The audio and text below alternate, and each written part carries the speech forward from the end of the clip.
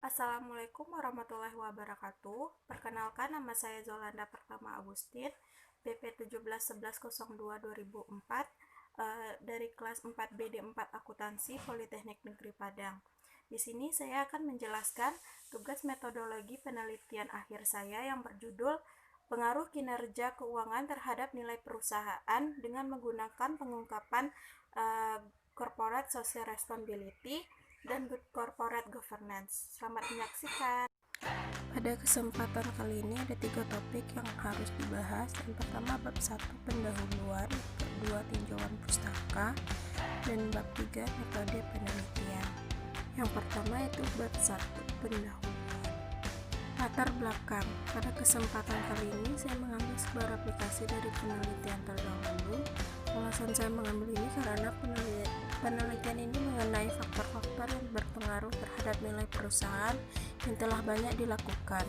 Penelitian ini menemukan bahwa struktur risiko keuangan dan perataan laba berpengaruh terhadap nilai perusahaan. Investment opportunity set dan leverage berpengaruh terhadap nilai perusahaan. Penelitian ini mengenai pengaruh kinerja keuangan, dalam hal ini return on asset terhadap nilai perusahaan menunjukkan hasil yang tidak konsisten. Selanjutnya itu rumusan masalah. Rumusan masalah pada penelitian ini terdapat 3. Yang pertama itu apakah kinerja keuangan berpengaruh terhadap nilai perusahaan. Yang kedua, apakah corporate social responsibility berpengaruh terhadap hubungan kinerja keuangan perusahaan dengan nilai perusahaan. Dan yang ketiga itu apakah pengungkapan corporate good governance berpengaruh terhadap hubungan kinerja keuangan dengan nilai perusahaan. Selanjutnya itu tujuan penelitian. Tujuan penelitiannya juga terdapat 3. Yang pertama itu berpengaruh kinerja keuangan terhadap nilai perusahaan. Yang kedua, pengungkapan corporate social responsibility mempengaruhi hubungan kinerja keuangan dengan nilai perusahaan. Yang ketiga, pengungkapan corporate good governance mempengaruhi hubungan kinerja keuangan perusahaan dengan nilai perusahaan. Selanjutnya itu manfaat penelitian. Manfaat penelitiannya ada 3. Yang pertama, bagi peneliti. Hasil peneliti ini diharapkan dapat memberikan nilai tambah berupa pengetahuan dan wawasan mengenai pengaruh kinerja keuangan perusahaan terhadap nilai perusahaan dengan pengungkapan corporate good governance dan corporate social responsibility. Yang kedua, bagi perusahaan. Penelitian ini diharapkan dapat memberikan informasi yang bermanfaat untuk mempertimbangkan dalam rangka meningkatkan nilai perusahaan. Yang ketiga, bagi peneliti selanjutnya, hasil ini diharapkan dapat memberikan tambahan pengetahuan bagi kemajuan akademis dan dapat dijadikan acuan atau referensi untuk penelitian berikutnya. Selanjutnya bab 2 yaitu tinjauan pustaka. Pada bab 2 ini itu pengembangan hipotesis. Hipotesis pada penelitian ini terdapat 3. Yang pertama yaitu kinerja keuangan berpengaruh terhadap nilai perusahaan. Maksudnya di sini yaitu hasil penelitian mengenai pengaruh ROA terhadap nilai perusahaan yang tidak konsisten menunjukkan adanya faktor lain yang turut menginteraksi.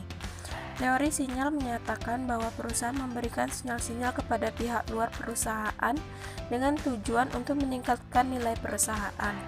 Selain informasi keuangan yang diwajibkan, perusahaan juga melakukan pengungkapan yang sifatnya sukarela. Stakeholder teori berpandangan bahwa perusahaan harus melakukan pengungkapan sosial sebagai salah satu tanggung jawab kepada para stakeholder. Yang kedua yaitu pengungkapan CSR yang mempengaruhi hubungan kinerja keuangan dengan nilai perusahaan, di mana selain menggunakan pengungkapan CSR, peneliti juga menggunakan GCG sebagai variabel pemoderasi. Peneliti mengungkapkan kepemilikan manajerial sebagai proksi dari GCG.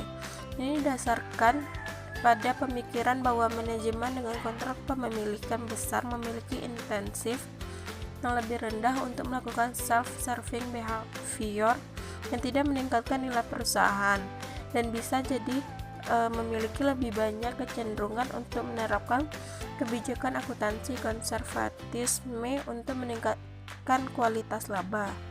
Sesuai dengan pendapat yang dikemukakan oleh Ross et al. Pada tahun 1999 dan Dwiana pada tahun 2007, bahwa semakin besar proporsi kepemilikan manajemen, maka manajemen cenderung berusaha lebih giat untuk kepentingan pemegang saham untuk meningkatkan nilai perusahaannya. Dan yang ketiga yaitu good corporate governance mempengaruhi hubungan kinerja keuangan dengan nilai perusahaan. Selanjutnya yaitu penelitian terdahulu. Di dalam penelitian ini terdapat 10 penelitian terdahulu. Yang pertama yaitu penelitian dari Sri Rahayu yang judul penelitiannya pengaruh kinerja keuangan terhadap nilai perusahaan dengan pengungkapan corporate social responsibility dan good corporate governance sebagai variabel pemoderasi dari studi empiris pada perusahaan manufaktur di Bursa Efek Jakarta. Yang kedua yaitu Niwayan Yuniasi Madegede Wirakusuma dengan judul penelitian pengaruh kinerja keuangan terhadap nilai perusahaan dengan pengungkapan corporate social responsibility dan good corporate governance sebagai variabel pemoderasi. Yang ketiga yaitu penelitian dari Retno Endah Puspitasari dengan judul penelitian pengaruh kinerja keuangan terhadap nilai perusahaan dengan pengungkapan corporate social responsibility dan good corporate governance sebagai variabel pemoderasi sensus pada perusahaan manufaktur di Bursa Efek Indonesia. Yang keempat yaitu Faudia Formaye dengan judul penelitian pengaruh kinerja keuangan terhadap nilai perusahaan dengan pengungkapan corporate social responsibility sebagai variabel pemoderasi. Dan yang kelima yaitu Teni Waru dan Fadliyah Nasarudin dengan judul penelitian pengaruh pengungkapan corporate social responsibility terhadap nilai perusahaan dengan profitabilitas sebagai variabel pemoderasi. Selanjutnya yaitu penelitian dari Reni Diah Retno dan Dennis Priyantina dengan judul penelitian pengaruh good corporate governance dan pengungkapan corporate social responsibility terhadap nilai perusahaan dari studi empiris pada perusahaan yang terdaftar di Bursa Efek Indonesia pada periode 2007 sampai 2010. Yang ketujuh yaitu Bima Radhika Putra dengan judul penelitian pengaruh corporate social responsibility terhadap nilai perusahaan yang dimoderasi oleh kepemilikan institusi domestik dan kepemilikan publik. Dan yang ke-8 yaitu penelitian dari Sida Alifta Julia dengan judul penelitiannya yaitu pengaruh kinerja keuangan terhadap nilai perusahaan dengan pengungkapan corporate social responsibility sebagai variabel pemoderasi. Yang ke-9 yaitu dari Arista Purwatari Sawitri dengan judul penelitian analisis pengaruh pengungkapan akuntansi lingkungan dan kinerja lingkungan terhadap nilai perusahaan. Dan yang ke-10 yaitu dari Linda Y. Hutajulu SE MSI AK CA dan Aaron MA Simanjunta SE MSI AK CBF CMA dengan judul penelitian pengaruh karakteristik perusahaan dan corporate governance terhadap intellectual capital disclosure serta dampaknya terhadap nilai perusahaan dari studi empiris pada perusahaan perbankan yang terdaftar di Bursa Efek Indonesia tahun 2014 dan sampai 2018. Selanjutnya itu bab 3 metode penelitian. Selanjutnya itu rancangan penelitian. Penelitian mengenai pengaruh kinerja keuangan terhadap nilai perusahaan dengan pengungkapan GCG dan CSR sebagai variabel pemoderasi pada industri manufaktur merupakan penelitian berbasis pengujian hipotesis. Pengujian pada penelitian ini dilakukan berdasarkan data sekunder. Data tersebut kemudian diolah sehingga diperoleh informasi yang dapat dijadikan kerangka jawaban bagi hipotesis yang telah ditentukan. Selanjutnya jenis dan sumber data. Penelitian ini menggunakan data sekunder, yakni data penelitian yang diperbolehkan secara tidak langsung, melainkan melalui media perantara. Data sekunder tersebut berupa laporan tahunan perusahaan. Laporan tahunan tersebut digunakan untuk mengetahui kinerja keuangan perusahaan dan untuk mengetahui pengungkapan CSR dan GCG yang telah dilakukan oleh perusahaan manufaktur. Selanjutnya itu populasi dan sampel. Populasi adalah kumpulan dari individu dengan kualitas serta ciri-ciri yang telah ditetapkan. Populasi pada penelitian ini adalah perusahaan-perusahaan dalam kelompok industri manufaktur yang terdapat di Bursa Efek Indonesia. Pemilihan sampel penelitian ini didasarkan pada metode non-probability sampling, tepatnya metode purposive sampling. Adapun kriteria yang digunakan untuk memilih sampel pada penelitian ini adalah sebagai berikut. Yang pertama itu terdapat di Bursa Efek Indonesia dalam kelompok industri manufaktur yang menerbitkan laporan tahunan atau annual report secara berturut-turut. Yang kedua itu mempunyai periode laporan keuangan yang berakhir 31 Desember dan menggunakan rupiah sebagai mata uang pelaporan. Yang ketiga itu adanya pengungkapan CSR dalam laporan tahunan secara berturut-turut. Dan yang terakhir yaitu perusahaan sampel memiliki kelengkapan data yang dibutuhkan. Selanjutnya itu definisi operasional variabel dan pengukurannya. Di dalam penelitian ini terdapat 3 variabel yang digunakan. Yang pertama yaitu variabel dependen. Variabel dependen dalam penelitian ini adalah nilai perusahaan yang diukur dengan menggunakan Tombinski yang dihitung dengan menggunakan rumus sebagai berikut. Q sama dengan IMV ditambah D per IBV ditambah D. Yang kedua yaitu variabel independen.